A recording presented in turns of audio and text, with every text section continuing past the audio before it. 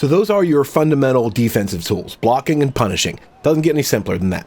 Playing defense goes way beyond that, but as far as the basic tool, being able to punish your opponent's mistakes is one of the first skills.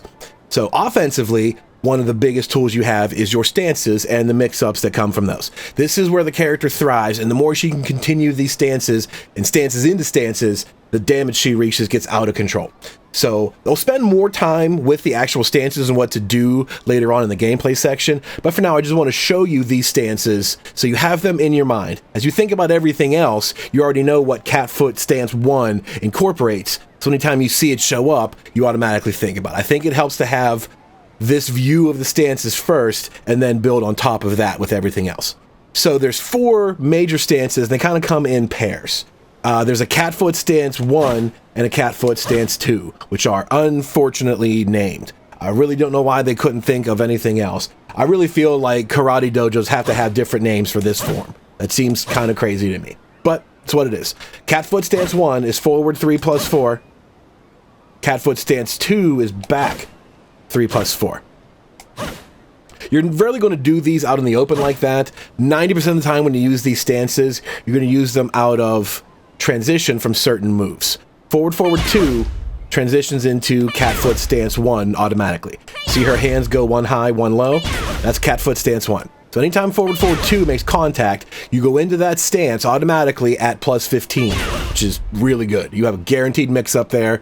They can step, they can duck jab, but there's no universal option. They have to make a read. So anytime you hit with this, there's a guaranteed mix up in your favor. You have really safe, get out of jail free solutions. You can take risks if you want, but they could possibly beat out your move, right? Anytime you go for a mix up, there's potential it backfires. But a lot of these I think are very favorable for Lidia.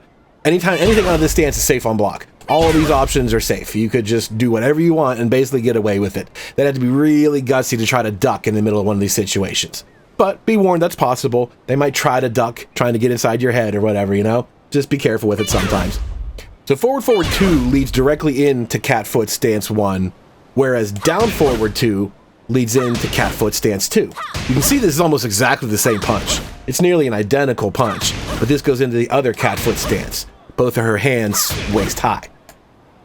So this is kind of the way you got to think about it. Their names are confusing. You just sort of think about one path versus the other path. The forward, forward 2 path leads into cat foot 1 and so on. The down forward 2 path leads into cat foot 2 and so on. So cat foot stance 1 from forward 3 plus 4. You have 4 buttons, 1 for each thing that you can do. The 1 is a high that knocks you down like that. Pretty fast, but not your fastest option. The 2 is your fastest option. This little mid strike, counter hit as a launcher. So if they try to interrupt you during this stance, they will get counter hit launched. Forward, forward 2 into stance, and then you press 2, they will get counter hit every single time they try to press a button against that. That's your go-to option, and it's safe on block. So you can just do that all day without really any consequences. If they decided to press a button, you win. Stance into 3 is a natural launcher. This causes a screw attack on normal hit. This isn't the fastest option. They can beat this one out, so be warned, and it's also a high. They could beat it with buttons, and they could duck it, so it's not foolproof. Cat foot stance 4, same thing. They could beat this out with buttons if they want to, just be careful. However, this move by itself is just all kinds of excellent. On block, it's plus 8. That's a plus 8 forced crouch situation. That's just a massive frame trap on block for this move. On hit, you get a spike into the ground and a guaranteed follow-up. 41 damage just for getting hit by that one move. But we're not done yet. Counter hit. This gets you an entire combo. That's just a fantastic move. It doesn't track super well, so if they want to sidestep, that beats it. But again, there's always an answer. So you have to keep it fresh sometimes. But you have 4 really solid options. One that always beats everything, and then some other bigger ones that have strengths and weaknesses.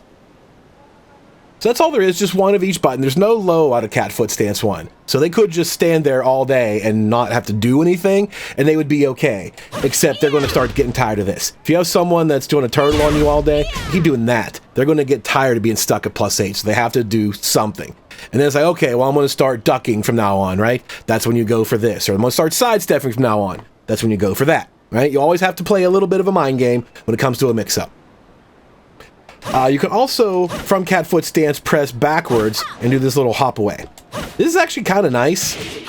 It does get you a clean distance away, so if they try to counterattack you, you might be in an even better position to whiff punish what they do. This is a pretty cool option. Just tap back into this swing. On top of that, you can also press back and then 1, and she does that. An unblockable flying punch that comes at her. There's no other option, there's just that. When you do your little back swing, you can do nothing, or you could do this unblockable one. Kind of cool. An interesting little situation in there. You don't have to go for a mix-up every time. You just sort of back off and do this, see what you got. Your other option is to press forward during stance. You see when you press forward, she shifts her hands again. The opposite hands go low and high. This stance is called Heaven and Earth. This is only accessible from within cat foot stance 1. You can't do this any other way. So cat foot into 2 stances. This is kind of slow. There's a huge difference in timing here.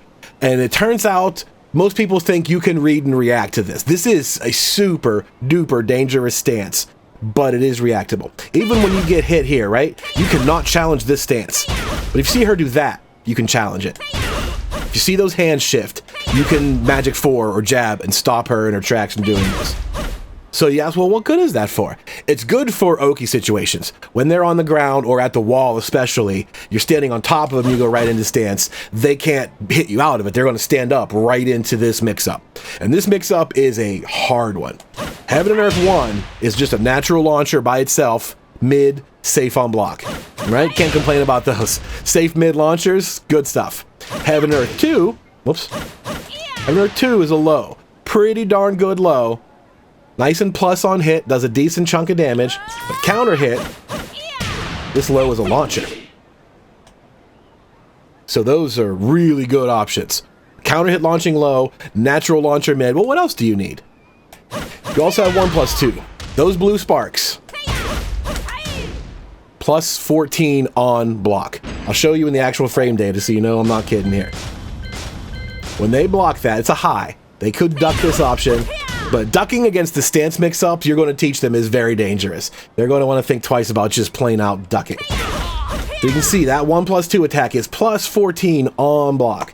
So a 14 frame block stun allows them to get hit for free by things like forward 2-4. A knockdown or a wall splat is guaranteed. They can't do anything about it. Once that blue spark has made contact, that move is free. You can also do your forward 1+2 through 2-1 string. At 14 frames, it's a little bit tougher to time it, but that is guaranteed. You can sort of mash it out, but it's a little bit tricky. It's better to just, you have to feel for it. It's not too hard to do. That string is guaranteed. They can't do anything about it. At 14 frames, they are vulnerable to a 14 frame attack. You can also hit them with your rage drive for free. That's a little bit trickier still, but your rage drive, the forward 2+3 rage drive, can also hit them and cause a screw attack and a whole combo just for blocking that. So right away you see how immensely dangerous that stance is. Mid launcher, low counter hit launcher, high launcher on block in some situations, right? Super dangerous. But the trade-off is you can see the hand shift and stop her. When you see that hand shift, you can press jab or magic 4 and you should be able to beat it out. But when she sets you up at the wall or something like that, when you're near the wall and it's stance time, you're going to stand up right into that, you know? They could roll to the side in some cases. It's going to take some getting used to how to exactly trap people with it. But when you use this stuff as Oki situations, there's nothing they can do to avoid it. They have to make a hard read or else it's their ass. So let's take a look at cat foot 2, one that's back 3+4. It works fundamentally the same way. You've got a little bit of options out of the stance and you have a secondary stance that's a bit more dangerous. So cat foot stance 2 comes out of down forward 2 automatically, or your 1-2-2 punish. They both lead into this stance automatically on hit.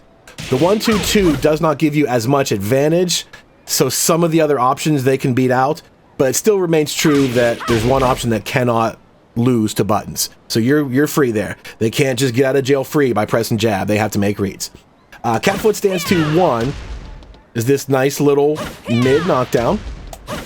2-3-1 is a string that's a wall bounce. I don't know how you're supposed to hit people with this. The only way this makes contact is if that second hit was a counter hit, then it goes. Otherwise, they get blocked. I don't know what you're supposed to do there. I don't know if they just intended that or what, but that move you're never going to hit people with.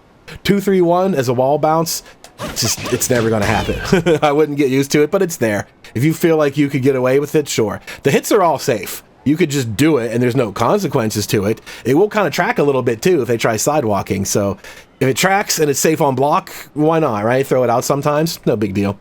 Cat foot 2, 3. This looks just like the forward version of it, except this one is only a screw attack on counter hit. The forward cat foot stance when you press 3 is a screw attack on normal hit. The other cat foot stance when you press 3 is a screw attack on counter hit. So needless to say, when you're doing these stances and you press 3, get ready for a screw attack combo. That happens quite a lot, right? Sometimes they press a button, sometimes they don't. Doesn't matter to you. All you got to do is, oh, there's my screw attack. Have your combo ready to go. Cat foot stance 2, 4, 4 is the only low out of these basic stances. She has a hell sweep low that knocks down, does 30 damage. This is super bad on block. Minus 26 on block. It's terrible. But because this is such a powerful tool, it needs to be that risky. Now there's a low they got to think about in the middle of all these stances, right? They're already thinking about, I don't have to do anything. I'll be okay, until they start getting hit with +8 frame traps. Like, all right, I got to do something. But I don't want to duck. Ducking is too risky. Let me just try, sidewalking or something like that. Now they got to start thinking about ducking. At this point, they have to start thinking about a duck because they don't want to get hit by this too many times either. That's going to get old real fast. So now ducking is in the picture and the whole thing is just wide open. Anything you want to do to mess with them works really well. The last option, she has a 5th one out of this stance, is 1+2. This is the one that can't be beaten by other buttons. If you do this stance or the 1+2, they cannot challenge that. They will get counter hit by it. Nothing you can do there. This one, however, now is going to be -10 on block. This is the only thing out of your base stances that's unsafe on block. But since it comes out of the stance that has a low, and this is the one that it's your go-to for being unbeatable, that makes sense that it's a little bit unsafe too, right? They got to give her a little bit of risk.